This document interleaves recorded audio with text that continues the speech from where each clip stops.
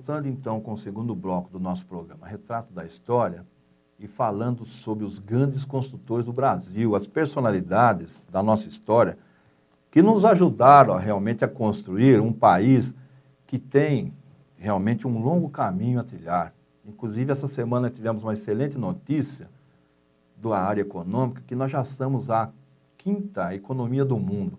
Só que a distribuição ainda da renda per capita no Brasil ainda é muito deficitária.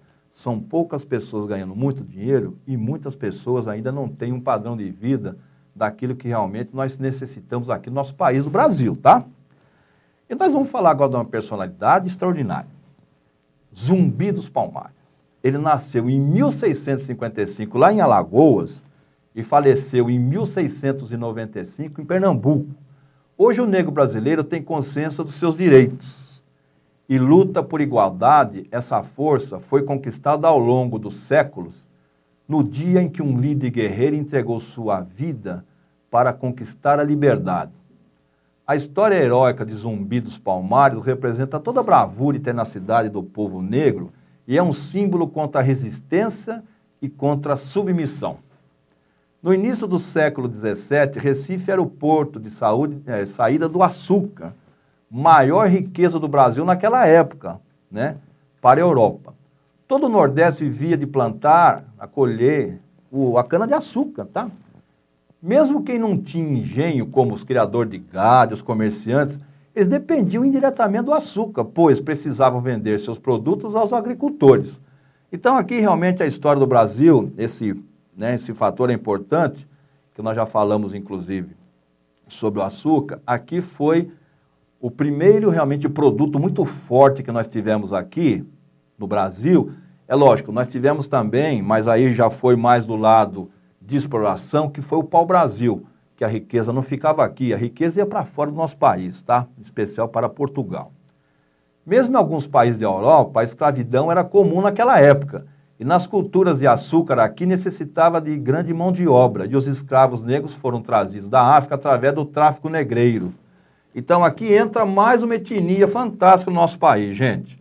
Nós temos aqui os índios, depois chegaram justamente os europeus, os brancos, e agora nós temos outra etnia que realmente tem um papel muito importante dentro da criação de toda a etnia brasileira, que foram os negros, tá? Quando começaram a chegar os primeiros carregamentos de escravos, os senhores de engenho passaram a visitar Pernambuco, porque naquela região chegava a quantidade maior de escravos. Antes de começar o leilão, eles examinavam os homens, as mulheres, as crianças, como se fossem animais, um produto para vender. Então, é a fase da escravidão. No final do século XVI, escravos que fugiam dos engenhos, eles começaram a ir para a Serra da Barriga, uma zona afastada lá no litoral, entre o Alagoas e Pernambuco. Então, aqui aparece justamente o Quilombo dos Palmares. Então, os índios, já muito sacrificados, né, muitos, inclusive, sofriam torturas, eles começaram a fugir. E aí criou-se realmente o primeiro grande complexo de quilombo do Brasil, que foi lá, muito conhecido, Quilombo dos Palmares, tá? O solo era fértil e a terra abundante. Havia um extenso palmeiral, por isso os negros que lá se estabeleceram ali passaram a chamar a região de Palmares, uma aldeia. Palmares, uma das maiores aldeias de fugitivo do mundo, com mais de 30 mil pessoas no auge, né, que foi dividido em inúmeros mocambos, aldeias, na qual reinventaram as culturas de seus ancestrais. Então, olha só que interessante, gente. Eles fugiam, montavam realmente essas aldeias, que eram os quilombos, mas preservavam aquela cultura, justamente, que eles tinham lá na sua terra, em especial lá na África. Então, isso começou a dar a miscigenação, a mistura de raça aqui no nosso país, tá? Justamente através da cultura desse povo lá dentro dos quilombos, tá? Resistir às invasões dos portugueses e holandeses se tornou uma ameaça para os senhores de engenho, porque eles estavam perdendo os escravos. Os quilombos se espalharam, Sergipe, Espírito Santo, Rio de Janeiro, no século XVIII, em Goiás, Mato Grosso, em especial em Minas Gerais, ou seja, existia uma grande quantidade de formação de quilombos, né, que se você procurar dentro das pesquisas, você vai ver que inclusive ainda existem algumas regiões do Brasil, tá, que existem esses tipos de quilombos, é lógico que depois foram convertidos em cidades, tá?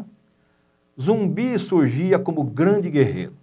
Seu nome e coragem começava a virar lenda. Vários governadores de Pernambuco tentaram acabar com Palmares, dentre eles Pedro de Almeida, que queria a submissão dos negros. Porque eles, olha só, já tinha submissão de uma parte dos indígenas, e eles queriam também os negros. Por quê? Porque eles eram a força de trabalho do nosso país.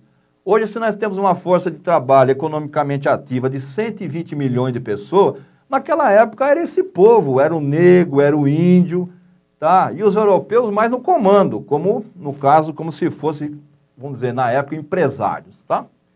Chegou, né, a propor um tratado de paz com Gangazumba, né, aceitou, mas Zumbi foi contra, pois ele defendia que a liberdade não era somente para os quilombolas, mas para toda aquela população que era escrava, além dos negros, outros também, os índios, tá? Os negros ficaram contra Gangazumba, envenenaram o velho líder, assumindo em seu lugar aí Zumbi, que defendeu Palmares e teve terríveis batalhas. Imagine só, um quilombo com mais de 30 mil pessoas quando chegou no seu auge, e todos aqueles donos, né, de propriedade, de engenho, precisando de mão de obra, e aí já começou a ter dificuldade justamente do tráfico de escravos, porque os ingleses já tinham entrado na parada e já tinham proibido o tráfico de negro lá através do Oceano Atlântico ali, tá?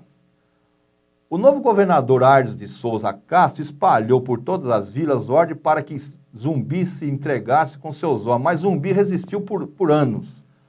O bandeirante Domingos José Velho comandou a última batalha que aconteceu em 6 de 2 de 1694. Aí já entra um bandeirante lá para ajudar também. Depois de um cerco de 3 anos e uma batalha, né, de 22 dias, Zumbi conseguiu escapar, mas morreu posteriormente, tá? Então, o dia 20 de novembro comemora-se no Brasil, inclusive em alguns estados é feriado, que é a morte de Zumbi, comemora-se o Dia da Consciência Negra, que a gente estende para o Dia da Consciência, na realidade, mundial, porque o negro é uma etnia, mas aí no caso, Zumbi foi o grande representante dessa etnia. Então nós deixamos aqui vocês com o nosso primeiro, né, com um bloco falando sobre esse grande líder, Zumbi dos Palmares, e nós vamos para o terceiro bloco falando de outro grande líder, que é o cacique Ajuricaba. É só um minutinho e nós já voltamos.